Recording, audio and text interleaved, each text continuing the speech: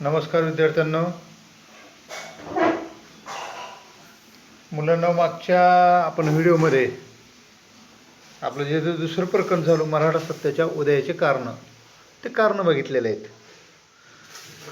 आजच्या व्हिडिओमध्ये आणखीन काही जे कारण आहेत त्याच्यावर आपण चर्चा करणार आहोत. कारण मराठा सत्तेच्या उदयाच्या कारणाला जवळपास 17-18 कारणे आहेत.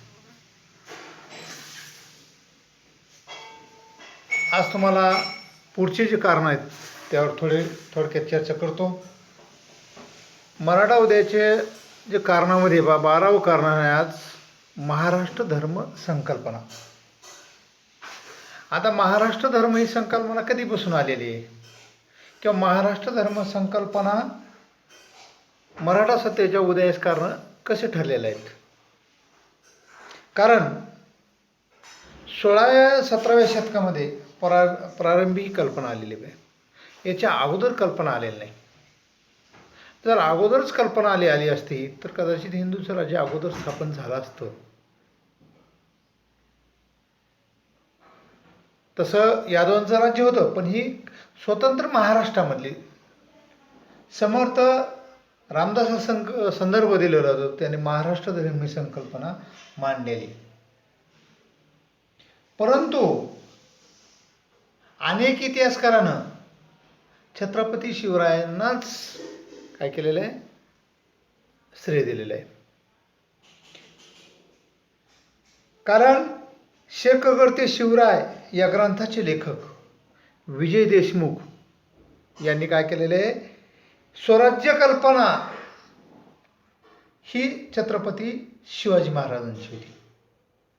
कारण मध्ययुगीन काळात धार्मिक असहिष्णुतेचा कालखंड होता. धार्मिक क्षेत्रामध्ये एक विषमता धोरण राबवलं जात होतं. मग हिंदूसाठी वेगळं, मुस्लिमासाठी वेगळं, वेगवेगळ्या धर्मासाठी. आणि म्हणून स्वराज्य आणि स्वधर्म या दोन एकमेकावर अवलंबून आहे. स्वराज्य आणि स्वधर्म कल्पना ह्या संकल्पना याच्यातून पुढे आलेल्या आहेत. मराठी सत्तेच्या उदयास महाराष्ट्र ही धर्म कल्पना काय केलेली आहे, एक फार मोठी प्रभावी ठरलेली आहे. कारण महाराष्ट्र धर्म ही संकल्पना आपल्याला या संकल्पनेतून हिंदू स्वराज्याची काय केलेली संकल्पना पुढे आलेली आहे. आणि हिंदू स्वराज्याची कल्पनाच छत्रपती शिवरायांनी काय केलेली मनात बाळगून अनेक संघर्ष केलेले आहेत, अनेक मोहिमा काढलेल्या आहेत. आणि त्या मोहिमा सक्सेस झाल्या. शेवटी मराठा सत्तेचा उदयाचं कारण झालेलं आहे. आता हे कारण सांगितलेलं. पुढचं कोणतं झालेलं आहे, स्वतंत्र ग्राम संस्थांचा अनुभव. आता प्राचीन कालखंडापासून जर राजकीय स्थिती पाहिली, एका राजवंशाची सत्ता दुसऱ्या राजाने घेतलेली आहे. मग सातवाहन असोत, चालुक्य असोत, राष्ट्रकूट असोत, पल्लव असोत, नंतर यादवापर्यंत असोत, नंतर बहामनी सत्ता असोत, मुस्लिमशाही असोत, निजामशाही असोत, बरीचशाही असोत, कुतुबशाही असोत, नंतर मग मराठी असोत, ब्रिटिश असोत, एका राजाने दुसऱ्या राजाची जागा घेतलेली आहे. हे स्थित्यंतर घडून आलेले आहेत. या स्थित्यंतरात सतत युद्ध होत गेलेले आहेत. राजधान्या बदलल्यात, राजवंश सुद्धा बदललेले आहेत, काही राजवंश नष्ट झालेले आहेत. पण राजकीय स्थितीमध्ये ग्रामीण भागामध्ये ग्रामसंस्था किंवा आपल्याला ग्रामपंचायती म्हणावं लागेल, ह्या अबाधित राहिल्या. उदाहरणार्थ आता मराठवाड्यात मुस्लिम सत्ता जरी असली तरी मुस्लिमांनी सुद्धा कारभार कोणाकडे दिलेला आहे, इथल्या पाटील असो, देशमुख असो, देशपांडे असोत, यांच्याकडे कारभार, गावाचा कारभार दिलेला आहे. हे चालक होते. आणि म्हणून वसुलीचा अधिकार पाटील आणि कुलकर्णी, देशमुख, देशपांडे अधिकारी, खेडी हे स्वयंपूर्ण होते. सरकारचा सारा भरला की सरकारचा व खेड्याचा संबंध येत नव्हता. कुठं निजाम हे दरबारला होते, आदिलशाहीचे दरबार कुठं होतं, कुतुबशाही मोगल कुठं होते. आणि म्हणून एकदा सारा बदलला की इथला जे होता तो सगळा ग्रामचा अनुभव तिथल्या ग्राम प्रशासनाला होता. आणि हाच अनुभव मराठ्यांना नंतर मिळाला. ज्यावेळी शिवाजी महाराजांनी मराठा स्वातंत्र्य युद्ध चालू केलं, स्वतंत्र ग्रामसंस्थेमुळे मराठ्यांचं स्वातंत्र्याचे बाळकडूच मिळाले. जसं आपण म्हणतो अमेरिकन स्वातंत्र्य युद्ध झालं. अमेरिकन स्वातंत्र्ययुद्धामध्ये अमेरिका हा देश होता, फक्त राजा हा इंग्लंडचा होता, परंतु तिथलं राज्यपाल असो, तिथं मंत्रिमंडळ असो, सगळं कुठलं होतं, अमेरिकेचं होतं. म्हणून अध्यक्ष म्हणा राज्यक्रांती म्हणतात ना, तसा त्याला अनुभव होता. तसाच महाराष्ट्रामध्ये प्रत्येक गावामध्ये स्वतंत्र ग्राम संस्थाचा अनुभव होता. हे अनुभव मराठा उदयास कारणीभूत ठरलेला बा, महत्त्वाचा घटक आहे. नंतर पहा, पुढचं आहे निजामशाही आदिलशाही दरबारात मराठा सरदारांना मिळालेले अनुभव. ठीक आहे, मराठा सत्ताच्या उदयाच्या पूर्वी कोणाची सत्ता होती? निजामशाहीची आणि आदिलशाहीची. मग साहजिकच आदिलशाही आणि निजामशाही दरबारामध्ये कोण असणार आहे? मराठा सरदार होते. मग दक्षिणेची मुस्लिम राज्य होती, ती राज्य चालवण्यासाठी मराठा सरदार त्यांच्या पदरी होते बा. त्यामुळे मराठी सत्तेच्या उदयाच्या पूर्वी अनेक मराठा घराणे उदयास आलेले. असं नाही की मराठा घराणं उदयास आले एकच आलं, त्याच्या अगोदरच मराठा घराणं उदयास आले होते. मग त्यात प्रामुख्याने लिंबाळकर असोत, घाटगे असोत छत्रपती शाहू महाराजांचं घराणं, महाडिक असोत कोल्हापूरचे, मोरे असोत जावळीचे, शिर्के असोत, वेरूळचे भोसले असोत, शिंदखेडचे जाधव असोत जिजाऊचे वडील, इत्यादीचा उल्लेख करा. मराठा सरदार कधी निजामशाही तर कधी आदिलशाही, पण हा फरक होता पा. शहाजी महाराज सुद्धा आदिलशाहीमध्ये गेले, निजामशाही गेले, मोगलशाहीमध्ये गेले, हे फिरत राहत होती. या मराठा सरदारांना 50,000 10,000 मनसबदारी मिळत. 50,000 म्हणजे 5,000चं सैनिक त्यांच्या हाताखाली, 10,000 म्हणजे 10,000चा सैनिकांचा तो प्रमुख. आणि या मनसबदारी मराठा सरदारांनी पराक्रम गाजवले. आणि म्हणूनच ग्रँड डफ हा इतिहासकाराने 8 मराठा घराण्याचे नाव लिहून ठेवलेले पहा. आपण जे आज म्हणतो ना, आज सुद्धा ही घराणे टिकून आहेत राजकारणात, मग खासदार आमदारांच्या स्वरूपातून आहेत. त्यात मग शिंदखेडचे जाधव असोत जिजाऊचे वडील, भोसले असोत वेरूळचे भोसले म्हणजे शिवाजी महाराजांची, लिंबाळकर असोत एकमेकांचे नातेवाईक होते. आता कोण्या बी आदिलशाही असो निजामशाहीमध्ये असो, पण एकमेकाचे पाहुणे होते. शेवटी सर्व सरदार दुसऱ्याचे चाकर होते. पण मराठाचा स्वाभिमान जगता येत नव्हता. परंतु ज्यावेळेस मराठा सरदारांना जो लष्करी अनुभव आला, वेळोवेळी अपमान झाला. उदाहरणार्थ शहाजीराजाची वाई म्हणजे वडील लखुजी जाधवांचा भर दरबारात खून झाला. आणि हे चांगले आणि वाईट अनुभव येऊ लागले. आणि स्वतःचं कर्तृत्व असून सुद्धा आपण लोकांच्या हाताखाली काम करायला होतो. आणि मराठाचा ज्यावेळेस शिवाजी महाराजांनी ही संकल्पना मांडली, त्यावेळेस हे सगळे सरदार शिवाजी महाराजांना येऊन मिळाले, त्यांची पुढची पिढी. मग एकमेकाचं वेग सगळे घराण्यानं मिळून आपापल्या भागामध्ये पराक्रम गाजविलेला आहे. आणि म्हणून निजामशाही आणि आदिलशाही दरबारात मराठांना जे वाईट अनुभव आले, आणि त्या वाईट अनुभवामधून ते एक आपलं स्वतःचं राज्य स्थापन करायचं हे त्यांनी ठरवलं. मग यातच आता पुढचा घटक कोणता आहे? 14वा हिंदूवरील अन्याय. आता मुस्लिम राजवटीमध्ये स्वराज्य स्थापनेपूर्वी म्हणजे 400 ते 500 वर्षापूर्वी दक्षिणेत सर्व भारतात मुस्लिम सत्ता होत्या. ते मुस्लिम सत्ताधीश मुस्लिम धर्माचा प्रसार आणि प्रचार करण्यासाठी मराठा सरदार त्या हिंदूचे अन्याय अत्याचार करत होता. मराठा सरदार हे शूर होते, पराक्रमी होते, त्यांना वतनं होते, जहागीरदारी होती, परंतु त्याच्यातच ते धन्यता मानत असत. आणि म्हणून ह्या ज्या अन्याय आहे, अत्याचार आहे, त्याच्याकडे दुर्लक्ष करत असत. देशमुख पाटीलकीच्या आणि देशमुखीमध्येच खुश. कोणता सर्वसामान्य मालाला त्रास व्हायला हे सुरुवातीला कळालं नाही. हिंदूची देवळं उद्ध्वस्त, हिंदूची स्त्रियांच्या आबरू लुटणे, हिंदू स्त्रियांची विवाह करणे, हिंदूच्या संपत्तीची लूट करणे, गायीची कत्तल करणे, अशा प्रकारे अन्याय सुरू झाला. आणि ज्यावेळेस हे सर्व गोष्टी लक्षात आल्या, त्यावेळेस छत्रपती शिवाजी महाराजांनी आपलं एक स्वतःचं राज्य असावं ही कल्पना पुढे आली. याच्यातून मराठा सत्ता म्हणजे मराठ्यांची सत्ता स्थापन करण्याची प्रक्रिया सुरू झालेली आहे. हे कारण. आता पुढचं कारण सांगितलं दक्षिणेतील मुस्लिम राजवटीवर अंतर्गत संघर्ष व मोगल.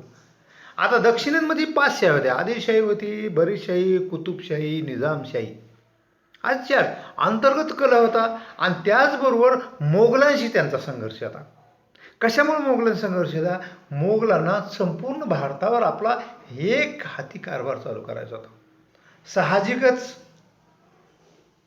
मोगलांचं संपूर्ण हिंदुस्थानवर सत्ता काबीज करण्याच्या धोरणामुळं इथल्या दक्षिणेतील ज्या आदिलशाही होत्या, निजामशाही होत्या, कुतुबशाही होत्या, बरीशाही यांच्या अस्मितेला धक्का पोहोचला. आणि म्हणून दक्षिणेतील मुस्लिमेपेक्षा स्वतःला ते म्हणून एक स्वतःला श्रेष्ठ समजत होते. मोगल स्वतःला श्रेष्ठ समजत होते. आणि ह्याच्यामध्ये उत्तर भारतातील मुस्लिम सत्ता आणि दक्षिण भारतातील मुस्लिम संघर्ष चालू झाला आणि संघर्षामध्ये मराठा सरदारांनी फायदा घेतला. अशा प्रकारे मुस्लिम राजवटीमध्ये अंतर्गत संघर्ष झाला. हा एक घटक अत्यंत महत्त्वाचा मानला जातो.